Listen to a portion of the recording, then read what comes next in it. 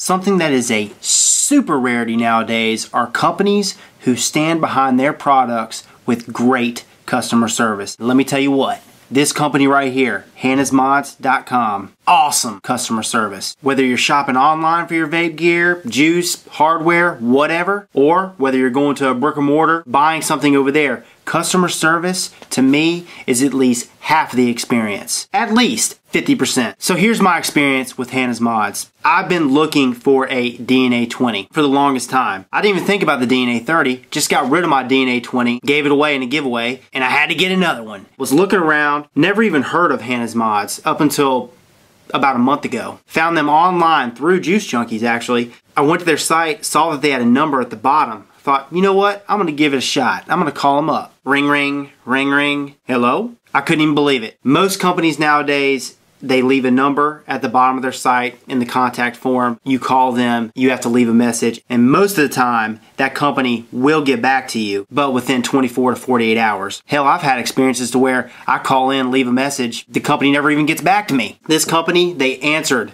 Couple rings, phone picked up. Guess who was on the other line? Trent. Trent is the owner of Hana Modz. He's the owner and operator. Super cool cat. I had a conversation with him for at least 15-20 minutes. At first, I didn't even tell him who I was.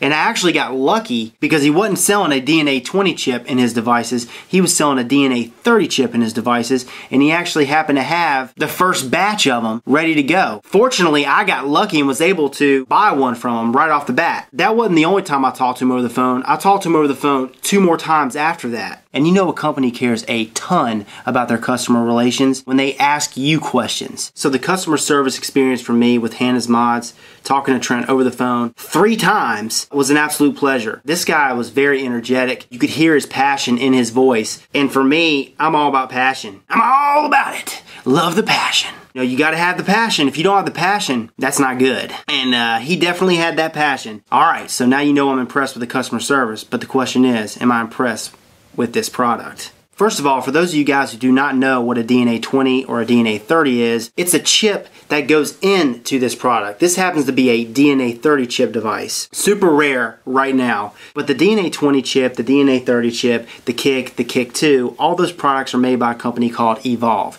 And Hana Modz actually purchases those chips, the DNA 20 chips, the DNA 30 chips, from Evolve, puts them in their own devices, and sells them. Like a lot of these other companies, for example, Phased Box Mods. I know that they're no longer in business at the moment, but when they were doing the same thing. They were buying these chips from Evolve, putting them in their devices, and selling them. And this device is a Hana Modz V3, and V3 meaning it's got the DNA 30 chip in there. It's the new DNA chip. And the DNA 30 meaning it goes up to 30 watts. It actually ranges between 7 and 30 watts. And I'll tell you what, this thing is a freaking beast. Before I go over all the specs, dive in, show you guys a close-up what this thing looks like, how this thing works, the internals, because I'm going to take off the back cover, show you guys what it looks like inside. I'm going to vape on her, tell you what I like, tell you what I don't like. Alrighty. So right now I've got her set to 22 watts. This actually does not come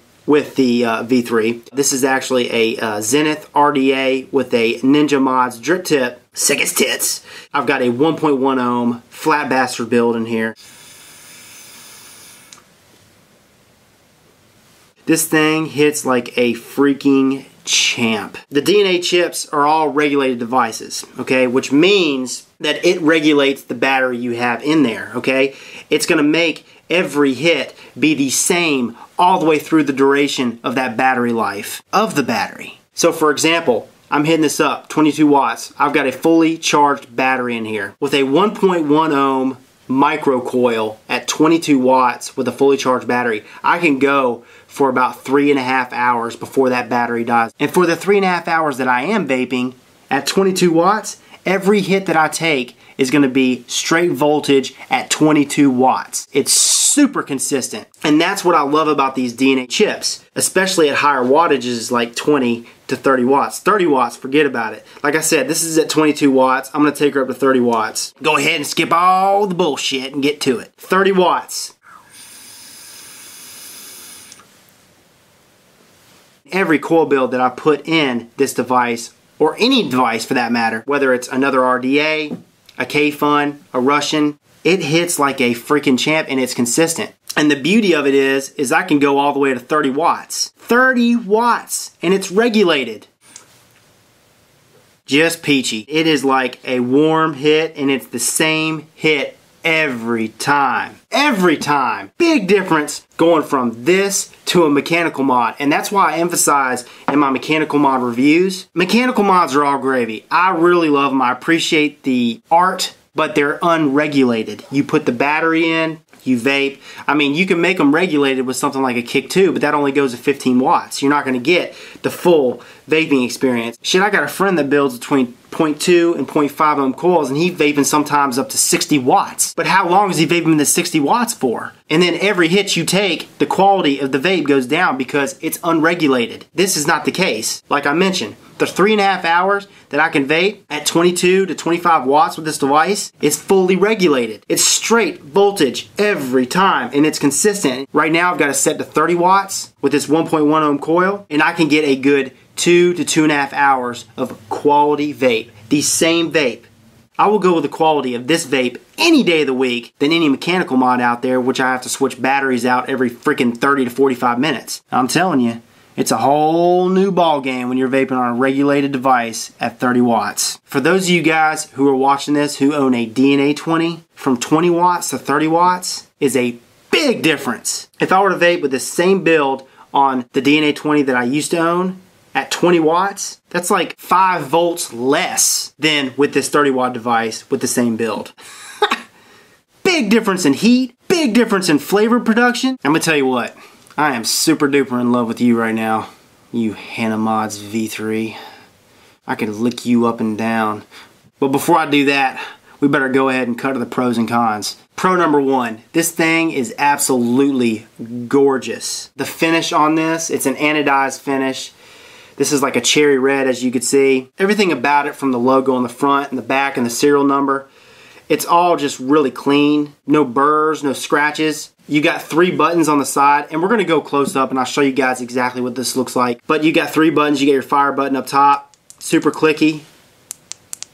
You got your power up, power down at the bottom. You got your USB port on the front, then you got your screen on the front, which you can see your battery life, the resistance build you have on there. It shows the voltage as well as the wattage. This device holds an 18650. Right now I've got a Sony VTC4 18650 2000 milliamp hour battery in here, and that is what Trent recommends.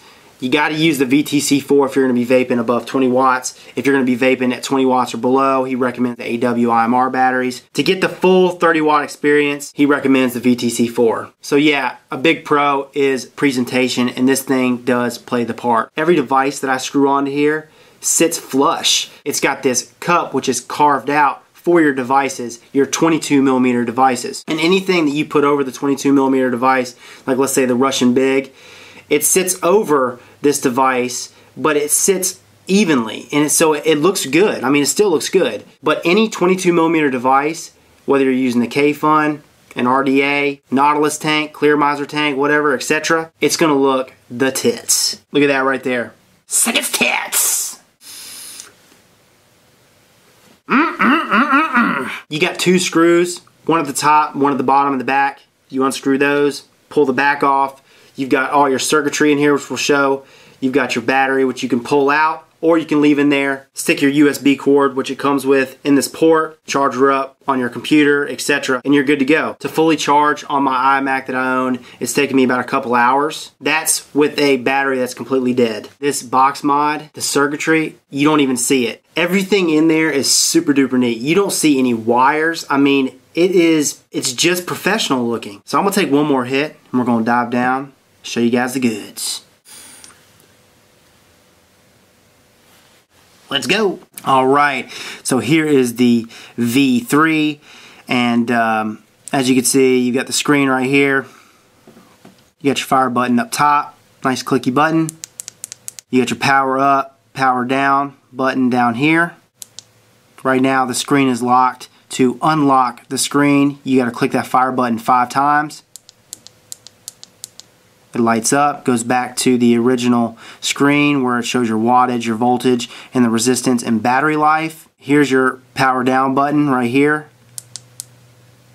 You can press it. You get 0.1 increments if you press it. If you hold it down, it starts to jump on down there. See if it round robins. I don't think it does. Nope.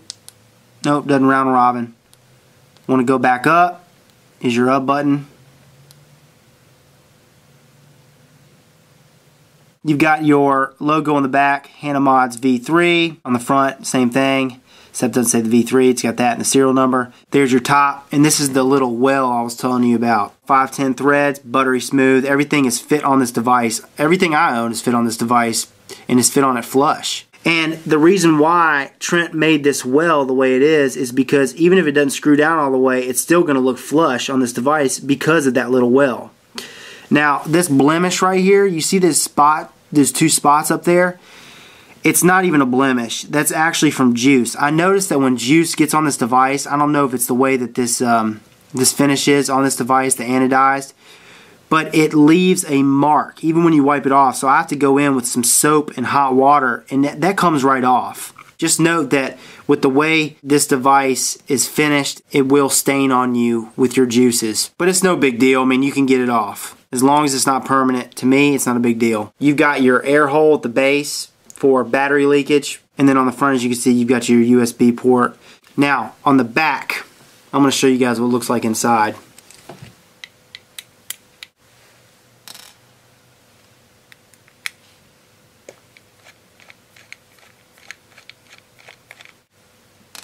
Okay, take those screws out. Then all you got to do is pop this back off, just like that.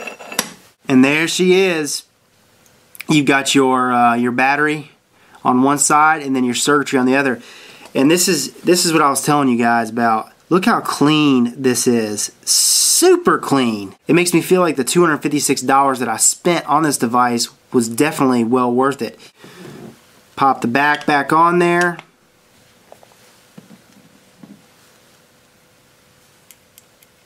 Insert the screws. Screw them down.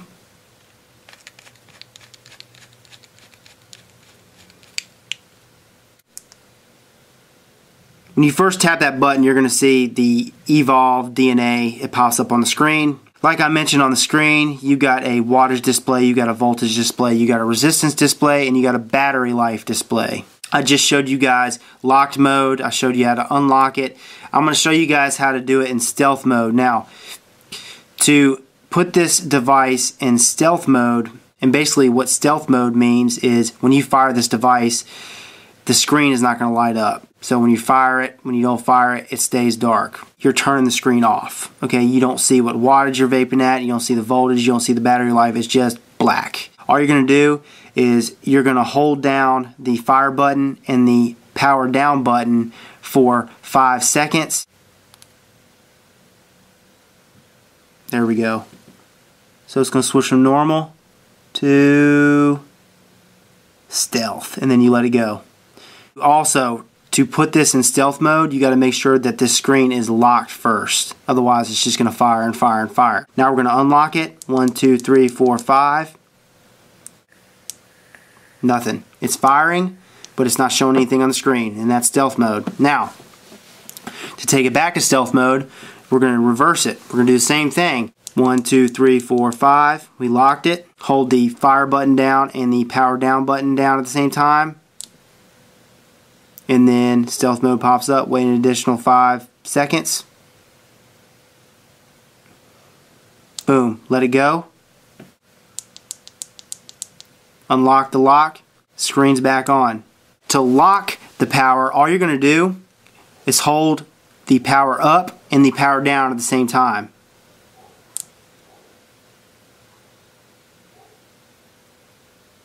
Boom. It's locked.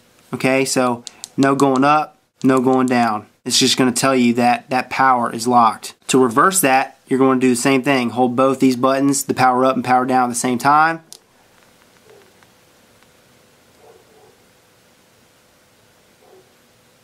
Boom. It goes back. Now I'm able to adjust my wattage just like I was able to before. if you get a message that says check atomizer, basically what it's saying is the DNA does not detect an atomizer, 1, the atomizer is shorted out, 2, or the atomizer resistance is incorrect for the power setting. So if you've got a rebuildable on here and you rebuilt a microcoil and for some reason you're shorting out because the wires are overlapping, the outside wires, you know, anything that would cause a short, it's basically going to say check atomizer. Hey, you need to go fix this. This isn't right. Or you may also get a check atomizer because, hey, you've built a coil that is either higher than 3.3 ohms or is lower than 0.3 ohms. It also may say shorted too.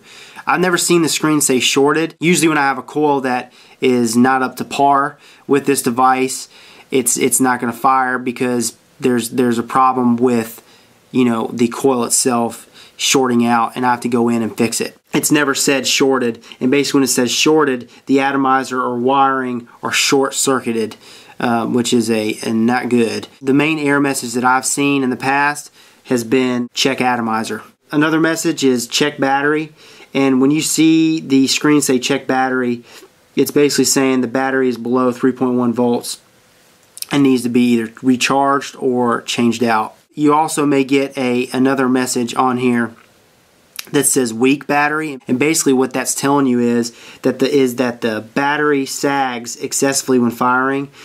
This typically means that the user is not using a high rate battery like a VTC4, which I've gotten here, or like an AWIMR if you're firing 20 watts or below.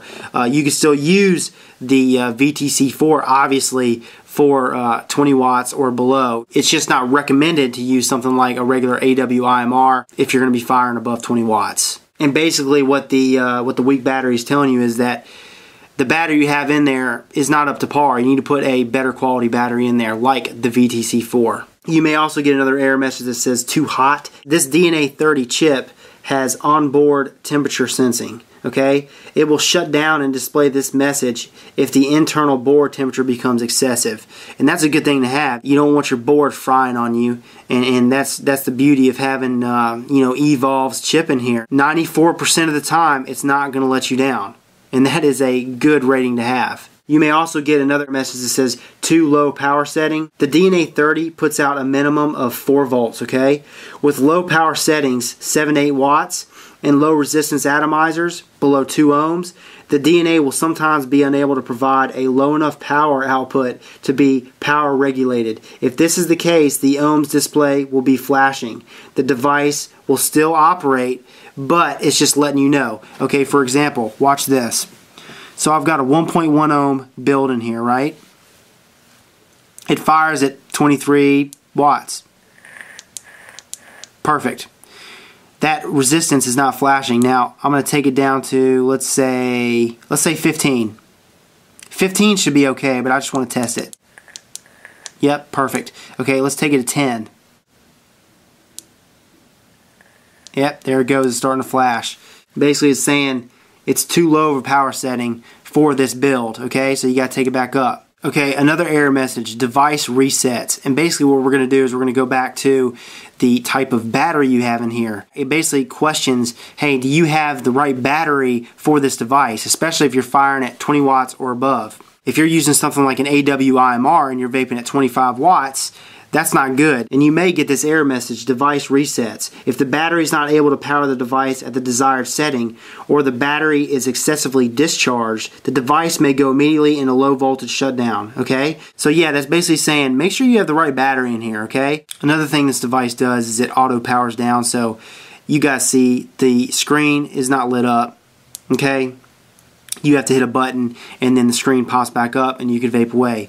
After a while, 15 seconds or longer after you fire the device, it starts to go into auto shutdown where the screen just shuts down, but all you have to do is click on this button, it pops back up and you can vape away. The material in the casing is billet 6061 aluminum. Just like I mentioned before, this aluminum has been anodized. We're going to go ahead, go back to the original screen. I'm going to vape on her for a few more minutes. See you soon. Alright, so that is a close-up look for the Hana V3 mod. I've been vaping on this thing for about a week and a half now, and I've really put it through its paces. I've done tons of different builds, all the way from 0.3 ohms to 2.5 ohms. Okay, I know that you could go up to 3.3 ohms, but I really wanted to push the envelope as far as sub-ohming. Okay, because I know a lot of you guys out there love to sub-ohm, and you like your sub-ohm builds, 0.8 ohms all the way down to 0.6 to 0.5, even to 0.3.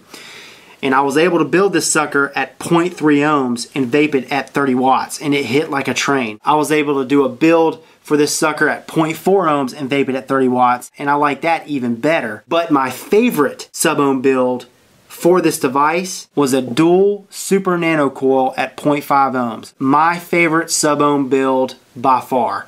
I got more power. It seemed like I had more power. The vape was more flavorful. It hit harder.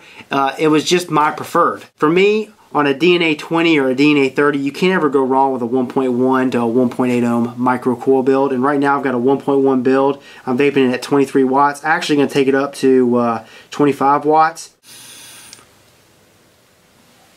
I am content with this right here. Now, there are cons to this.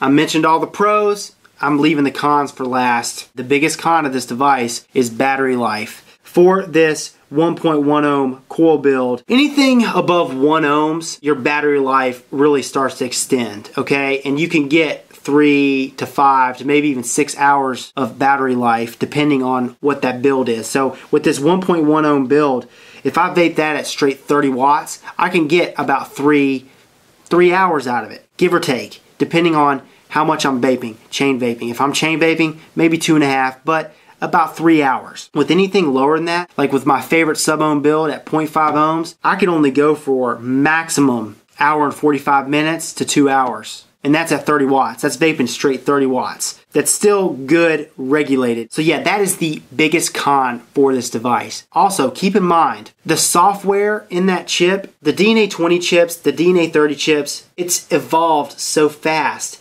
And we're using these same type of batteries with the same type of battery chemistry. The batteries really are having a hard time keeping up. That's going to be the biggest problem with this DNA 30, is that it's so far ahead of the evolution of batteries. The other small con that I have is that with this finish on this device, I find that anything that leaks onto this device, e-liquid, it stains it, okay? And it's kind of a bitch getting that stain off. I mean, you can get it off. I gotta mention that as a con. Other than that, this device is stellar. Highly recommended. It cost me $256. Do I think it's worth it? Hell freaking yeah, because you know what? I'm probably going to be using this device about 90% of the time until something comes along that's even better. Maybe the case.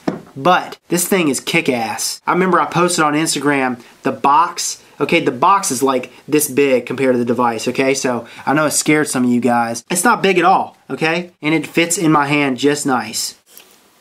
This is Rip Trippers, and remember, smoking is dead, vaping is the future, and the future is now.